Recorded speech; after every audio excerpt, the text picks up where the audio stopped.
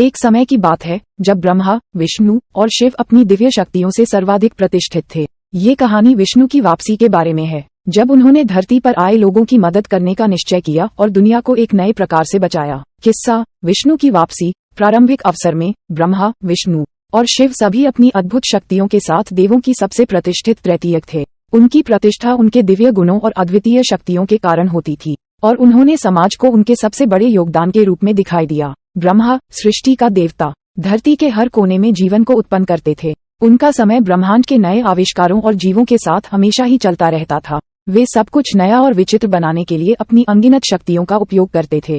शिव, संहार के देवता, दुनिया के नाश का कारण थे। उनका तपस्या, ध्यान और ध्यान के साथ योग करने की आदत थी और उनकी ध्यान की शक्ति अद्भुत थी।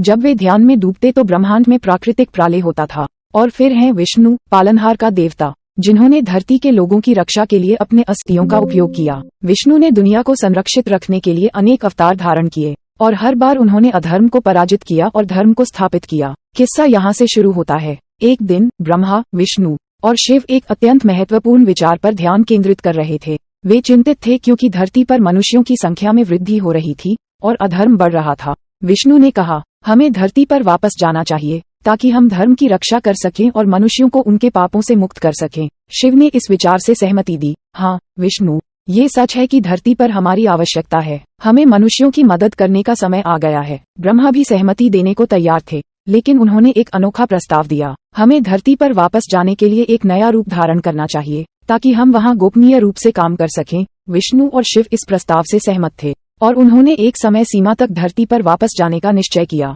अब सवाल ये था कि वे कैसे धरती पर आएंगे और कैसे अपनी प्राचीन शक्तियों का उपयोग करेंगे। उन्होंने ब्रह्मा को इस काम के लिए जिम्मेदार बनाया क्योंकि वह सृष्टि के देवता थे और उनकी शक्तियां धरती को बसाने के लिए पर्याप्त थीं। ब्रह्मा ने एक योजना बनाई कि वे धरती पर एक अत्यधिक बुद्धिमान बच्चे के रूप में जन्म लेंगे, जिसका नाम वामन होगा। विष्णु ने इस प्लान को स्वीकार किया और शिव ने अपनी तपस्या के माध्यम से अपनी शक्तियों को धरती पर प्रेषित करने का निर्णय लिया। जब वामन नामक बच्चा पैदा हुआ तो विष्णु ने उसका देखभाल किया और उसे धरती पर छोड़ दिया। वामन बच्चा बहुत ही बुद्धिमान और शक्तिशाली था और उसने अपने पुत्र अवतार के रूप में विष्णु की मदद की। धरती पर वापस आने के बाद विष्णु, शिव और ब्रह्मा ने धरती की समस्याओं का समाधान किया और धरती के लोगों की मदद की। वे अपनी अद्वितीय शक्तियों का उपयोग करके अधर्म का नाश किया और धर्म को स्थापित किया। इस कहानी से हमें ये सीखने को मिलता है कि भगवान कभी भी अपने भक्तों की सहायता करने के लिए तैयार होते हैं, चाहे वे किसी भी रूप में हों। वे हमेशा अपने भक्तों के साथ होते हैं और उनकी मदद करने के लिए तैयार हैं।